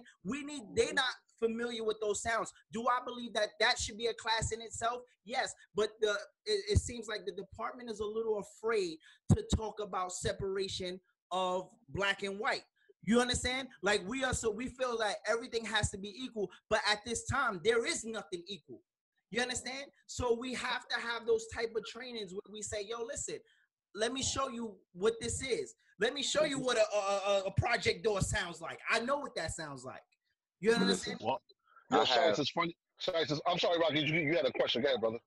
I mean, I forgot the question, but I got it. Go ahead. It's all good. But like what I was gonna say is like I've seen, for a long time I've seen and heard about things. Like I know, like I have friends that were on I know former gang members that were on the force and shit like that. Right. And like you have people like I've been informed, and I've actually recently seen a video today. Not today, but a couple of days ago, with some officers talking about how the pressure there's pressure to make arrests and to get their numbers up in certain areas or whatever. Or not in certain areas, but just you got to get your numbers up and or else to a certain extent. You know what I mean? Like there's benefits to and I can't speak it as eloquently. I'm sure that we've all heard about that before though. You understand what I'm saying? So I don't think I need to figure out all of the, precise words, but it's just, officers filling quotas and being able, and in order to fill those quotas, sometimes they got to go and get some of the easier targets. And who are the easier targets? People of color and all of that. That create that's if I'm not an officer, I can only take the word of other officers who've said that and all of that. But again, what the brother Harper said, like, just growing up in the hood, like we all have we all have a certain level of PTSD, you know what I'm saying? And part of that comes from, our interactions with officers. You understand what I'm saying? Like we've been snatched up. Like I have definitely been snatched off of my daily route or whatever I was going to do. And I'm completely innocent of any crime. Or maybe I didn't have my ID, so they take me so they could verify my identity and shit. Like, you know, like they didn't have to do that. Like I'm Rock from Heltah Skeltah. You could fucking Google me and find out my my identity. You understand what I'm saying? But they didn't have to do that. So a lot of, you know, there's a lot of that going on, and so like how do we deal with that? What is our again against that? Again, Liteskin said when he talked about leadership and the individual officer, just like you heard that narrative, I can tell you, I can give you offline an officer that I worked with. I think we worked together 6 summers in a row, and he's like, if you remember Police Academy, the movie, he's like the Mahoney. He's like the Black Mahoney of NYPD. He got called into the office one day, and they said to him, "Listen, we look here on these records. We see you wrote 1 summons for the whole year. What do you have to say about that?" He said, "Yeah, that's about right." And they said, "Get the hell out of this office." This dude, he stood his ground. He said, "I'm not going out there doing X, Y, Z." Now, did he get some type of reprimand from it? There's times where they put him on a shitty post, or they would, you got to stand on this corner and do traffic or whatever. But as an individual, and he has no rank, he's a regular police officer. He decided, I'm not going to be out there writing bullshit summonses and locking people up and throwing people up against the wall just because of a code. I'm not doing. Let me stop you right there for a second. And this is something me and Stacy had a little conversation just before we aired about, right? In general, when it comes to the job, right? We have people who talk big shit, right? Talk real big shit. But then when it's time to stand up together and say, yo, this ain't right, where's everybody at? Everybody disappears. You understand? Well, and we always say there's strength in numbers. We believe that wholeheartedly, right? There's strength in numbers. But then when it comes to certain things of right and wrong, we don't stand up. We like, oh, we need to check. You know, and again, this comes from union issues. This comes from a whole lot of stuff. We don't always have to do what's right. But if we know that it's wrong and we stick together, we can change that. It's not like they can just fire you. That's what unions are for. That's what we pay dollars to have protection for. But then my problem that I had when we was in law enforcement was when we turn around and we see sometimes the union, our union, paying for the people we fighting against to a $200 dinner table at a gala. How do we now stand up against that? How does my union fight for me if they paying $200 for my boss to eat at a gala, but yet the union member can't even afford to make it to the gala? But that's one of the points I was about to get to, is like for officers to have that kind of pressure on them, right? That's proof of what I said earlier when I first came on this call. Like, the officers, you know, bad officers, or that, you know, that the relate, that's just a part of the problem. The problem, you know, it's in the government. Like, you know what I'm saying? Like, that pressure comes up from higher up.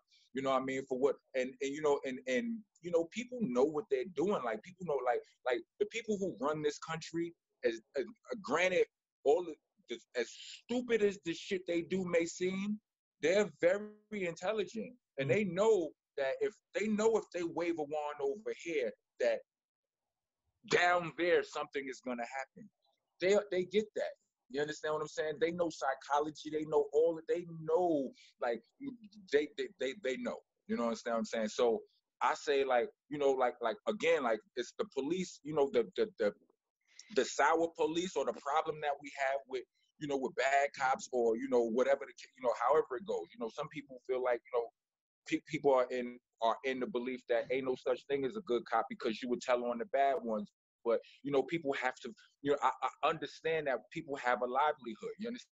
You have to be strategic. Like, as a cop who gives a fuck, you know what I'm saying? You still gotta give a fuck about your job too, because you know, if don't nobody want to be out of a job. Don't nobody, you understand what I'm saying? Like we that's clear, that's obvious as day.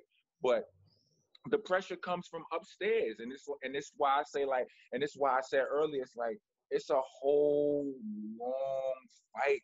Like it's not the beef ain't just with the bad cops. The beef is with our government. The beef is with this it's a whole this whole system like fuckery is written into the Constitution. Right. Like written in, like the cake that this cake is baked with sour the batter has the fuckery in it. You understand what I'm saying? So it's going to bleed down through everything. Like people feel racism in the hospital, people feel racism in the schools, people feel racism in the stores, people feel racism in the police. It's crazy. So you know, I'm a person who like I feel like understanding is one of my superpowers. So with that being said, it allows me to have compassion for people from all of those fields. Like I get that the fuckery is going on. I get that you might even be a component of the fuckery, but I understand that sometimes your hand is forced.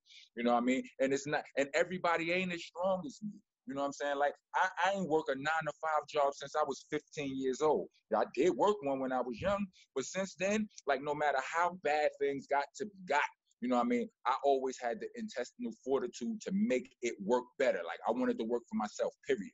I'm not working for that. That wasn't my thing. I'm not doing it. I'm sticking to my guns this away, right? So, everybody ain't like me, though.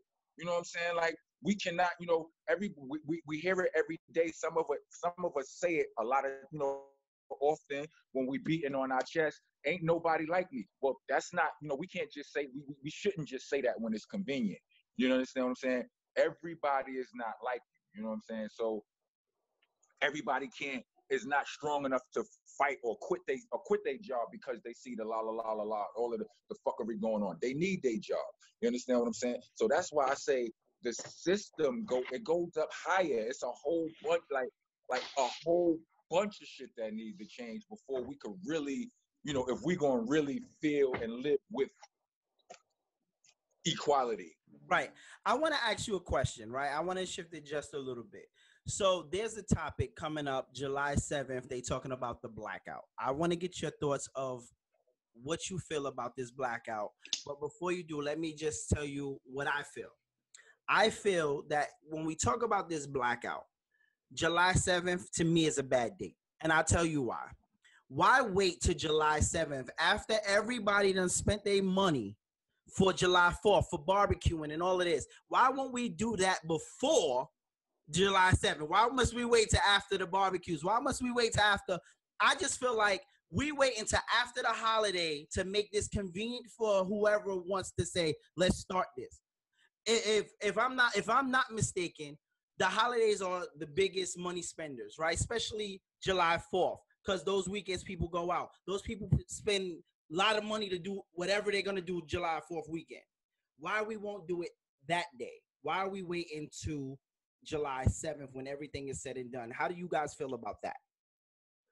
I don't know. Like, I feel like maybe because maybe people still want to enjoy the 4th of July. But that's my point. If we're making a statement here. But that's part of the problem. The problem is that brainwashed people don't know they brainwashed. That's the problem. Right. They never know. You understand? And it's hard as fuck to get them to let go of it. You understand what I'm saying? This is all they've known, and you could yell at them all you want. That ain't gonna work. You understand what I'm saying? We have to, like, you know, I please to everybody, anybody who sees this, if you see me yelling, I feel like it's necessary to say, most of the times I'm yelling with love. It's just passion. Mm-hmm. You understand what I'm saying? Like, I'm not going to be barking no instructions into nobody. I'm not going to be telling you, if I want you to change your behavior, I'm not going to do that shit calling you stupid and shit like that and this, that, and the third. We have to find a way to talk to each other with love. You understand? So for me, like, it's necessary for me to let you know, to let the sister know that when I, you know, because we was, you know, raising our voice, like, when it's with love that I yell. You understand what I'm saying? Right. It's never, you know what I'm saying? Like, And I do make I try to make a conscious effort to, because even just because that's how I am, that don't mean everybody gotta accept it. You understand what I'm saying? So I try, I still try to do better. I try to do better, and that's just something that we all have to do. But we have to educate each other with love. That, like, yo, brainwash people don't know you brainwash. Like, you don't understand. Like understand that every one of these holidays have what 90% of these. Only holidays I celebrate are New Year's and my birthday. Those are the only ones I celebrate. But guess what? I still get my daughter shit for Christmas and shit. Facts. Because the world has her mind already. You understand what I'm saying? We are literally encouraged to tell our kids the Santa Claus lie or whatever. No, we know it's a lie.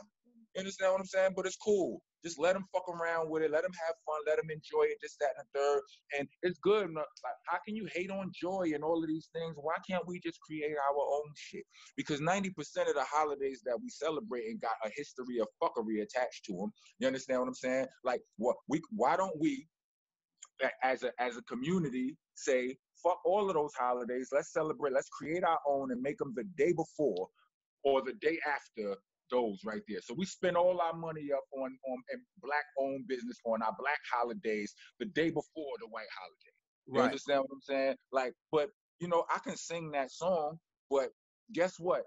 The attack, like the attack on our culture, it extends to our music. You understand what I'm saying?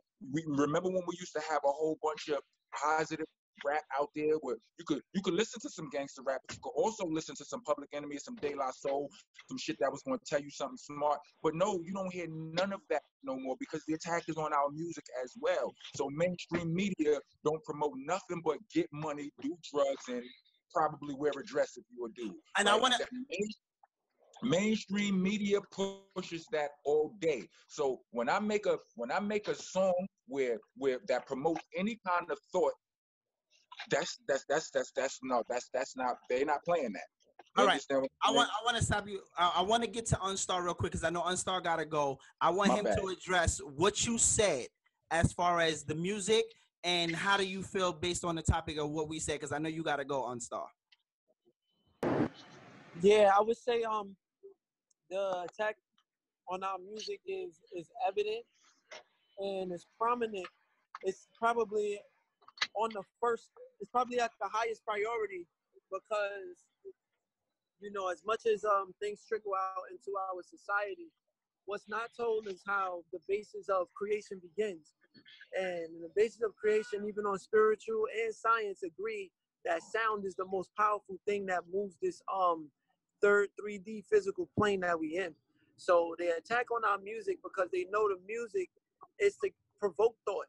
And so if they could take thought-provoking messages out of the music, you could lullaby anybody to sleep for as long as you need them to be, or for as long as they will you to. And then the moment people start realizing that, that this is not what it is, life that you want it to be, the first thing you got to do is change the message and what motivates you the most. And everybody wake up, the first thing they're going to do most of the time is get to a song that's going to make them feel good or push them when you're in the gym.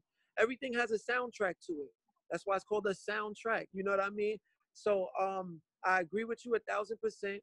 I say keep making a positive music, keep putting your messages in it, and we'll just sow it proudly because that's going to make the people around you start to rock with you beyond, your musicianhood, is that they see that you're not trying to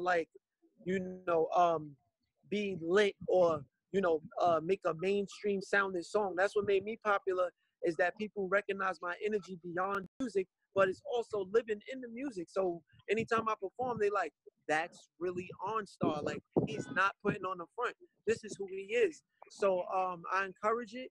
And I feel like that's where we need to start as artists. And like, it needs to start with the art. And once the art begins to reflect where we want to go and who we truly are, then people can begin to see themselves newly in this time to begin to become politically correct, start to get the structure system to an ordered balance, because it's in the music and it's in the water. So our water is definitely tampered with, and our music is definitely tampered with. So once we get our water and our music straight, we're gonna see a different side of us as a people. I agree. Arnstar, I know you got to get up out of here, man. And I just want to thank you and I appreciate you. Keep doing what you're doing, brother, because, yo, it's not going unrecognized. And, man, we just look forward to seeing the big things from you coming soon. Thank you. I love y'all. I honor y'all. There is no condition that makes my love present. So thank y'all for this time. Please keep up with me. I'm going to keep up with y'all. Shice, you already know. Next time, till next time.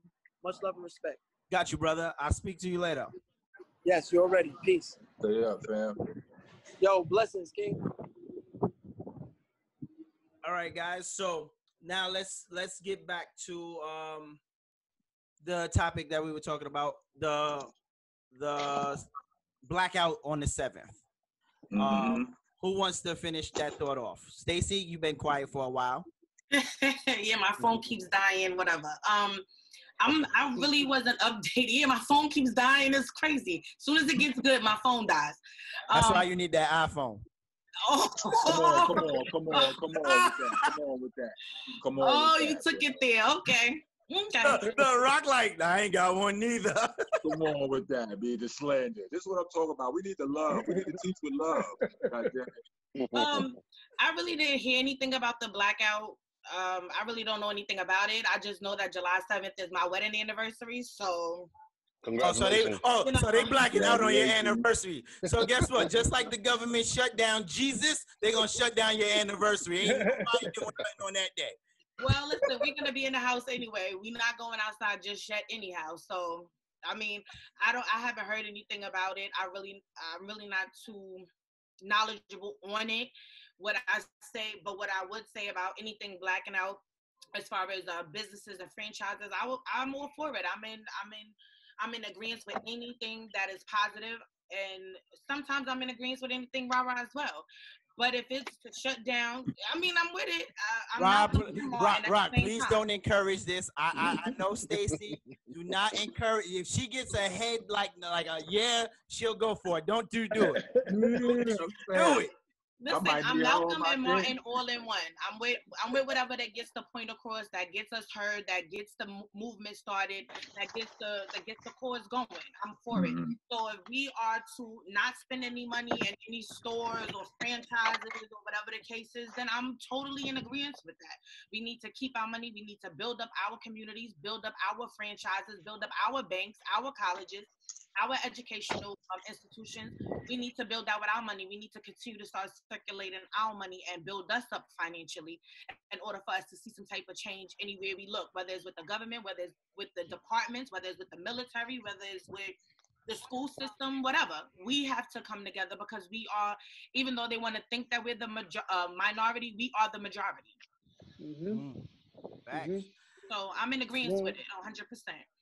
Dope. So Harper, you with your extra small shirt, you done showed everybody.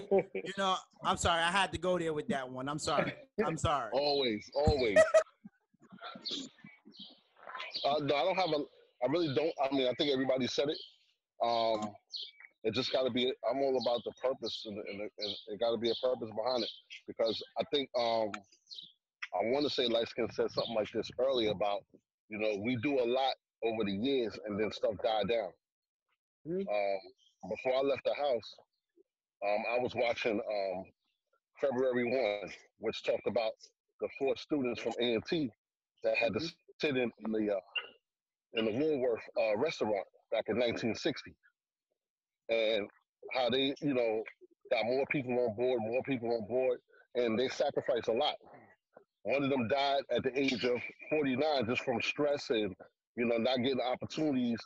And if you see a picture of him, you think he was 79 years old. And so he sacrificed his life just for the purpose of the civil rights movement, just to be able to sit down at a table. We on that level with it now when we put these protests together, when we put these blackouts and, all the other stuff that I've seen on social media. If we are with that, I'm with it. But if it's just another drop in the bucket, what else can we do?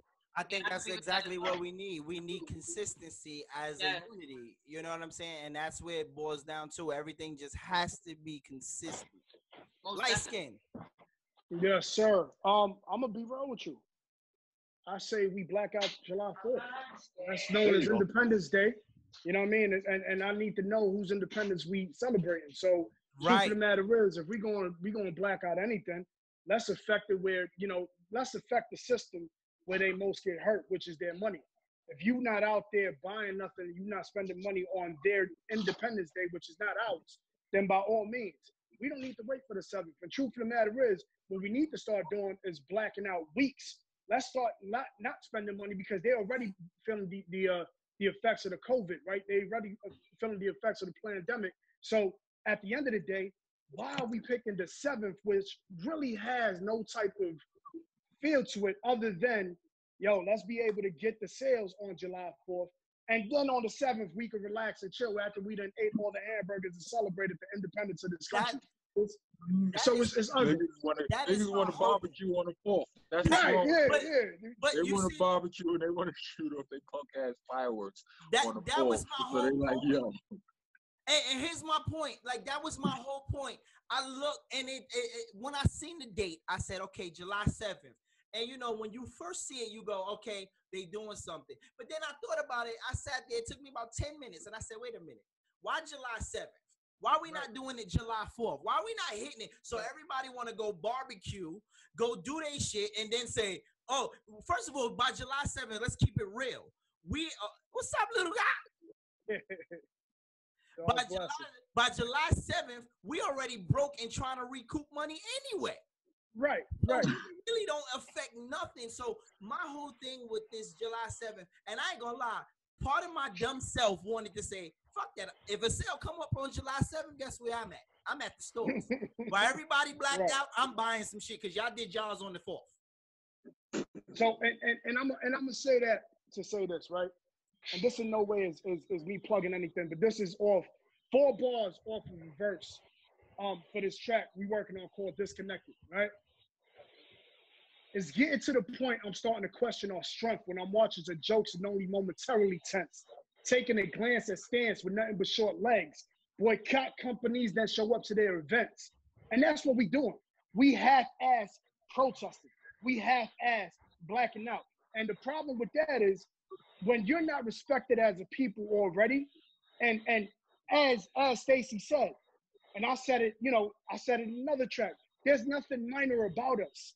So I don't even understand why we still respond to minority. There's nothing supreme to their supremacy, right? So when we're boycotting and we're really protesting, and when we have enough power within ourselves to say, now we don't need y'all, then we don't have to black out anything. We just don't have to spend where they're spending, or we don't have to spend to their companies and their, not to plug this, but Killer Mike had something on Netflix called The Trigger Warning. The first episode was just spending on Black communities and spending within Black communities and not buying outside of that. I remember That's what that. we need to do. We need to create our own. So we don't have to worry about July 4th, 7th, Columbus Day, any other holiday, November, Thanksgiving, where they savage and massacred all the people. Let's create our own. We don't need them. We not. This is the thing. We had our own, right? And again, I didn't like the brand per se, but I like what it stood for. FUBU, for us, by us. You had some FUBU at some point. You a lie. You a lie. You a damn lie.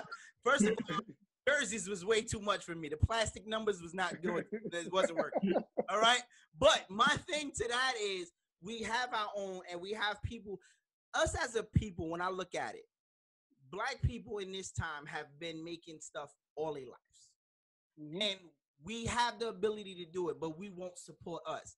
We will look at each other. A Black man will make something. We'll sell a t-shirt for $40. A nigga, what? $40? Who you think you are? But yet your broke ass living in the project still want to buy Louis Vuitton red bottoms. Let me tell you something, brother. Let me tell you something, cousin. Right? When we was mad at Gucci a couple of months ago, right? I'm still mad at Gucci. I'm still mad. I'm just saying overall, we ain't no more, right? I'm just saying, but when we was mad at Gucci, I said, when people was trying to boycott Gucci, I made a post. I said, niggas ain't gonna stop wearing Gucci. Only way niggas is gonna stop fucking with Gucci is if Fubu buy it. That's how fucked up we are.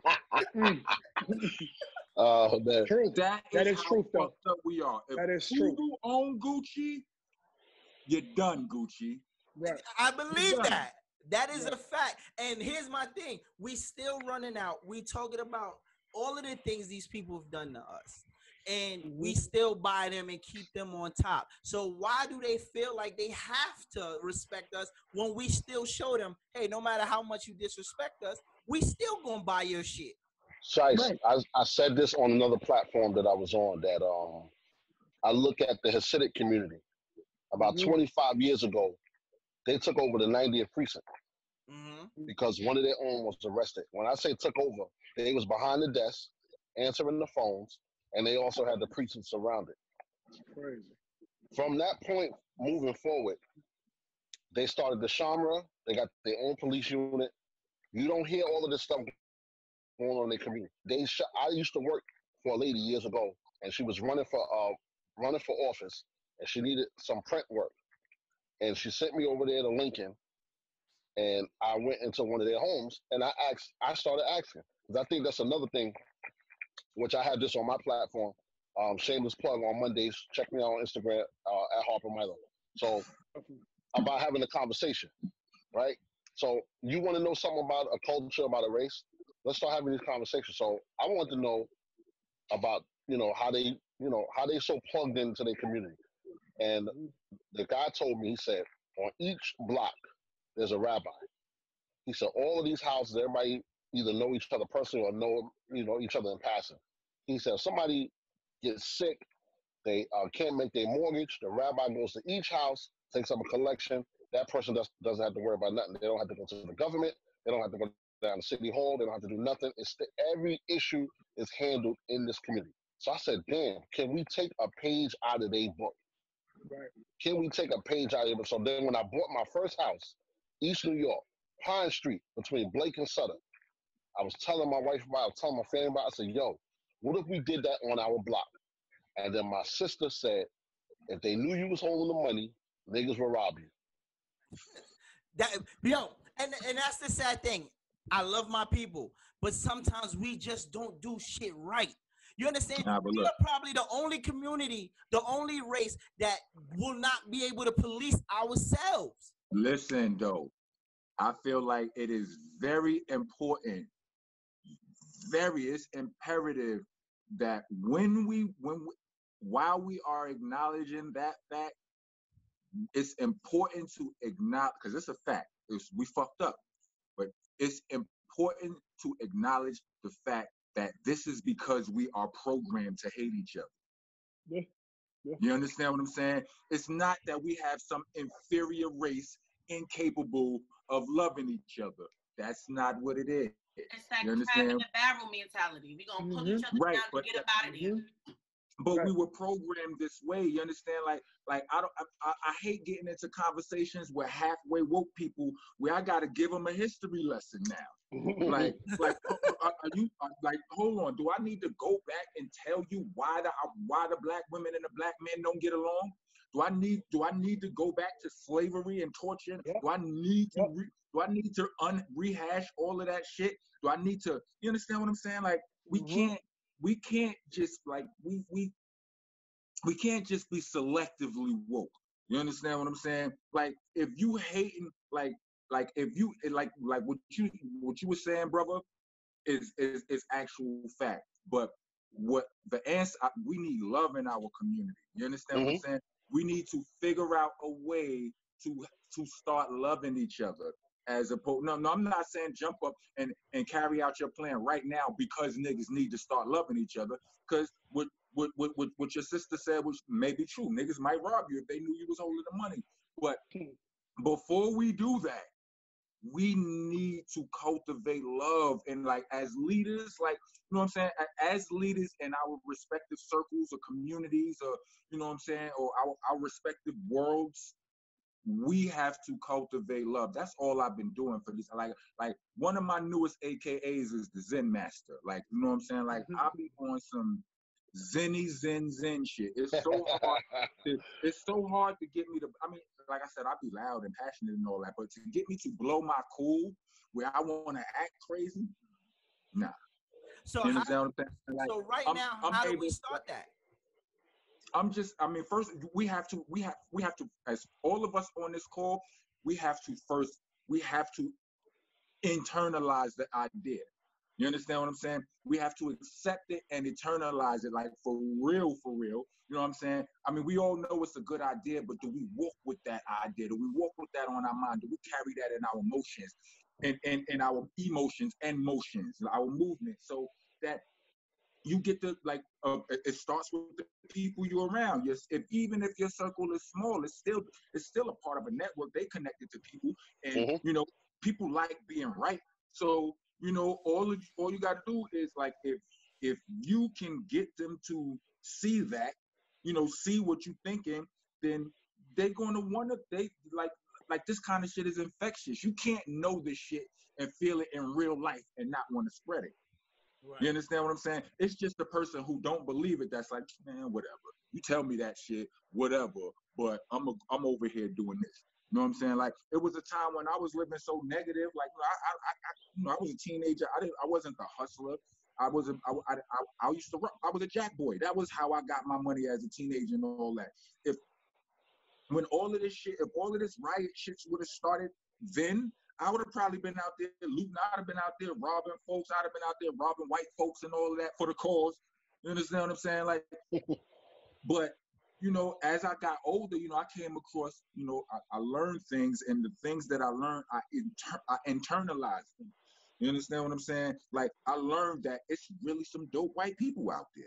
You understand what I'm saying? Like, I start traveling the world, and I learned that, you know, it's not just this mean place that New York City is. You understand what I'm saying? Some people are really just nice for real. And because of that, it made me nicer for real, you know, not for fake. You know what I mean? I internalized it. So we just got to find a way to give this love. I mean, it starts in our small circles. And if you're convincing enough, then they will begin to convince people. It will start to bleed out. And it might seem like small change, but I was able to say to y'all with confidence, right? Sitting here in Tucson, Arizona, I was able to say to y'all with confidence that I know my niggas ain't out looting in Brownsville, because I know them. Like I know them, and you know, most of my niggas are younger. Like you know, like the niggas those are the dudes I'm speaking of. Like my homeboys that are my age, we've all moved out of Brownsville, but my little homies are the ones who are still in Brownsville, and I still build with them, smoke with them, joke with them, I rap with them, I teach them stuff and all of that. So I know, like, no, we have calls like this once a week on Facebook. You know, because you can do the quality is a lot worse, but we have these conversations, we do wellness checks with everybody, and everybody, you know, we are of a like mind. You're not going to see none of my tribe running around with the fuckery. You know what I'm saying? They understand, like, it starts with your own circle. You know what I mean? And it'll bleed out that way. That's the only way I know so far, and personally, I can put more of it in my music, because I believe that when you rap good enough, you can convince the people of anything. Like people say some of the dumbest and most stupid or wrongest shit. If they rap it well enough, you'll have people following that shit. You understand what I'm saying? So in turn, if I say some shit, like, as long as I ain't preaching it, because people don't want to be preached to, but you know, if I say it dope enough, then I can change the minds of somebody, you know, of some people. So, you know, it's an individual journey for all of us, I think. Right. So I share those same sentiments with Rock. I'm sorry, Shice. It does start with us. It starts with our circle. I had a sister on another platform she was speaking, and she pledged to start, you know, from her home, and she said she's gonna start on her block. Once she get everybody on her block on the same page, she said then she's gonna trickle it out to the neighborhood. She said it starts with us though. Whether you're talking about policing your community, whether you're talking about educating, whether you're talking about enlightening, it starts in your household and it goes outside to the neighbor, to the left, to the right. And then once you get your block on the same page, then you can start trickling it out to the neighborhood, and then maybe you start seeing changes. That's a fact. Stacy? Yeah, I agree with that. 100%. I agree with that. You know, it is really difficult It is very, very difficult within your own community to spread the love and receive it. It is very hard. And, there's always somebody, a naysayer in the background that riles them right back up. No matter how peaceful you are, no matter how diligent you are, no matter how much love you show and spread and positivity that you share, is always that one that's like, And then what do? Like, you're going to keep on so you blue in the face, and then they still looking at you like, don't listen to her. Don't listen to him. But they just had a fight last week. They was just arguing on Facebook last week. So it's very hard, and it's very difficult. And one thing that I wanted to mention, I believe Rock has said it a little while ago, within our Black community and our Black people, we still at a skin war. We still fighting with each other about the skin color, about the hair texture. We still fighting with each other about that nonsense. And in what way can we dead it? What way can we fix it to combine it? At the end of the day, whether you light skin or dark skin, you're still Black. You still one community. You still one set of a person. Whether your eyes are chinky and your hair's curly, you still Black. So do you take about everything you said about me back in the days about my eyes being chinky? Do you take No. You ain't shit. And that's exactly why I took it there. That's exactly why I took it there. It's layers to it, but Sister Stacy, I wouldn't stop. Even if we get one person to say, you know what, you're right, we did something. That's a star in our crown. Now let's work on the next person. If we want to be change agents and use whatever platform we have or influence that we have, because every one of us on this chat has some type of influence. If it's not over a group of individuals, it's over somebody. And even if you're starting with your own children, like every platform I've been on the last 2 weeks, I made my sons join in too. You got Instagram? Get on. You in your room? I want to see your name. I want to see your name because we're talking about some real stuff.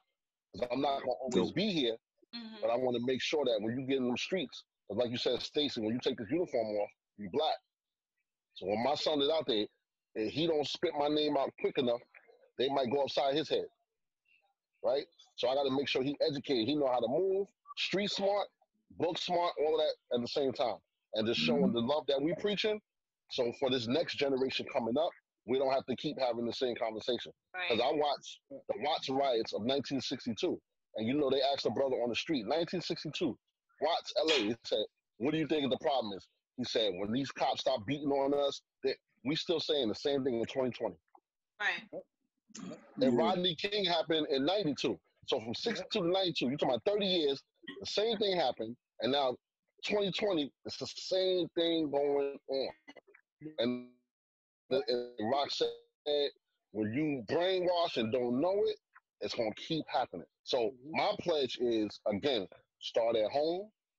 And anybody I encounter in my community, whether it's a young, middle age, old, I'm still teaching them and showing them like these are the alternatives. This is what I'm willing to do, on my level. I see, and everybody's not the same. Everybody's not rah-rah. Everybody's not going to stand up, in fear of maybe getting slapped upside the head or losing your job or whatever, and within reason. Like Rock said, you got to be strategic when you're talking to people or you're trying to convey a message. But I'm not going to stop. I don't care if there's 50 people saying, fuck out of here. I'm going to keep talking because there's going to be another 50 that'll be like, you know what? What else you got to say? So my pledge is to keep talking about it and keep trying to uplift and show the other side of it. All right. And I know three of the songs. Yeah, go right. Pardon me, Shais, but three of the songs that I put out most recently, because I've been putting out a song a month this year, right? Every year, right? But for February, March, and April, all three of those songs, they were a deflection from my normal rah-rah type of music. I usually stash my positivity in my ignorance because I'm mindful of the fact that you can't preach to people when they like ignorant shit. So I just, I do a lot of what I just told you. You know what I'm saying? Say it dope enough, put it in the shit they like or whatever. But those 3 months, February, March, and April, all of those songs were all they were directly they were a direct departure from my usual fuckery. Like you didn't even curse. You didn't even curse in one of them. I didn't curse in none of those 3 songs. Right. And sorry for cursing in front of the kid. I'm sorry, little homie. I'm sorry. But like one of them was called "Be Better." Yes. You know what I'm saying? The hook goes, "Don't get bitter, get better." You know what I mean? Another one was called "Winner's Circle." You know what I mean? Just giving us a reason to just on some gratitude, just being gratitude for our accomplishments type of thing. You know what I mean? And the third one is called "No Guts, No Glory." And, you know, like they were all, and you know, people, the things that the response I get from from the fans, from people on those songs, and like people be like for "Be Better," I would hear people say like, that's exactly what I needed to hear right now, what I was going through. You know what I'm saying? Like that they're all motivational music, and you know it's just one of those things, like, you know, to change the vibration in every little way we can. You know what I'm saying? Like, and little by little, you start to see, you know, you say certain things, like if you around somebody that respects you a lot, you will see, or somebody that respects you, then your opinions will matter to them. You know, if you see something and you can't stand it, then if that person respects you, they probably not gonna they're not gonna watch that TV show around. You know what I'm saying? They're going like just like we all have a certain amount of power over each other and ourselves. You understand what I'm saying? A certain amount of influence, and we just got to start using it. We have to start using our powers for good consciously. You know what I'm saying? Facts. So and I gotta I'll say the one thing I will say that will change all things. We need to keep building. We need to start using platforms as this. As Harper has his podcast, I have my podcast. Shice, we know that you're doing. Rock is out with the music. Stacy is doing what she needs to do, especially teaching her child how to be a part of something special. All this encompasses building. And one hashtag that I use at all times is cultural rebuild. We need to rebuild the culture, especially hip hop. You know what I mean? Arnstar was talking about the power in music, how that's not necessarily being utilized because it's easy to defeat the people by destroying them when their culture is what's being used to destroy them. You know what I mean? In every boxing fight, you don't go for the body all the time. They say go for the head, but if you go for the body, you go for the body, the head falls with it. Same thing with the head. When you use the head, the body goes along. So at the end of the day, we need to keep building, using forums like this. Shice, I thank you for this. This is so dope. You know what I mean? I think it's powerful, and I think that is needed for us to understand where we all are on the same page, some way, or at least the same book. So once we start utilizing our power to understand that better, we become that much more powerful. So I salute you, brother. I definitely salute you, Shice, and everybody else on this call. You're ready. Yes, I definitely thank everybody for being on today, speaking your opinions and letting your voices be heard and figuring out what's the next step that we need to do. I know I held you guys here long enough. We were supposed to be here an hour. Yeah, man, it felt like church, man. What's up? That's because I be talking too much, man. You should have thought like I'm mad long. Somebody need to be like, wrap it up. I need some wrap it up music for when I. Listen, we liked your chair, so when you was talking, we wanted to see the chair a little bit, so that's why we let it go. So, anybody have any final thoughts before we get up out of here? I will say, I'm sorry. No, I was gonna say real quickly, Miss Stacy, Rock, Harper, Shice, you already know. Whatever y'all need from me, whatever it is, and any way I could support, I'm here. Let's make it happen. You know what I mean? If we build it from the ground up to build better, let's culturally rebuild. You know what I mean? So I thank all of y'all. I definitely do appreciate all the passion that was shared upon this podcast today. And make sure y'all check out Sound Mind Sundays every Sunday at 7 p.m. 7 p.m. Yep. There you go. All right. I wanted mine is short and sweet for the first time today. Yeah, right. Yeah, right. Get your clocks out, guys. I love y'all, right? And not for fake, for real. Like, like it's okay to love. It's okay to love people for no fucking reason. It's okay. You understand what I'm saying? Like it's way better than hating people for no reason. Let's say that. So and it you know takes what I less mean? energy. Right. Yeah. Stacy. Yeah, I just wanted to piggyback. I love you guys as well. I'm so glad that we was able to have this opportunity, this platform. I'm so sorry that my phone kept dying. I couldn't get in as much as I wanted to and hear everybody's opinion, thoughts, and expression. But I'm sure Shife will do this again. And if any of you gentlemen have a podcast and any way that I can share my love, my knowledge, and my understanding of any topics, please reach out. And I hope that I have the same energy or the same invitation to reach out to you guys for my platforms at any time. And Shice, you have to definitely keep this going. Think of more topics, think of more things to do so we could come back and talk more and express our knowledge on different topics and different incidences that's going on and around us. Yeah. She got her Beyonce hair on today. Yeah, Beyonce. Tomorrow's gonna be something different. I don't know yet. I gotta go in the weather. Tell her. Flip it back. Flip it back. One time. But what up, bro? Yes, love to everybody. Looking forward to seeing y'all on your other platforms and supporting. I'm pretty sure I'll see you guys again. Rock, real sidebar, real quick. My band, we actually played on the same venue a couple of years back at the Bike East event in East New York. Y'all came a little late, but when y'all came, y'all threw it down on the stage. Damn, you had to put his business out there like that. You came a little late. No, that's the star. So you know, it was the star of the show. They allowed that grace period. But it was good to be on the stage after you guys and rocking out and stuff. And you know, hopefully when everything settles down, man, you know, musically everybody can come back together and vibe out again. Word, man. Appreciate it. Thank you. All right, guys. All I want to say is I'm gonna end it like this. Stacy, you got a little one in your hand, and for everybody that's watching, that little one right there is what we do this for. This is what this should be about. The future that's coming up.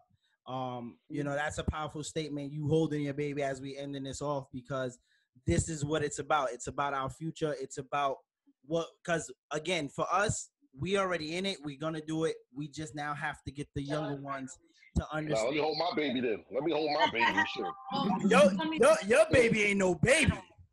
Yeah, my other one, she getting ready to come on too. She here, she listening. She's going to college in September. And shout out, and shout out to her. I saw her quarantine prom, which was really dope to see. Shout out to her for her prom. Congratulations to her. Yes, definitely. Look. Don't act like you don't want to put your face down. Come on.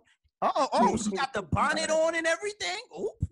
And she was relaxing. She was chillaxing in the room. So I made her come on in here. So, we getting kids. We getting the kids. I need to go. Where's Raquel? Where's Raquel? Raquel. I ain't gonna call mine in here. They're gonna have an attitude. So I don't want to be that negative vibe on the screen. Shice, you got too many to call anyway. Hey, man. watch. I know you ain't talking, brother. I know you ain't talking, brother. They got a young queen right there. You said it, Harper. I'm glad you said it. Really, Stace? You know what? I'm glad. This is a definite. Liteskin, where your kids at? Modesty. Hey, baby girl.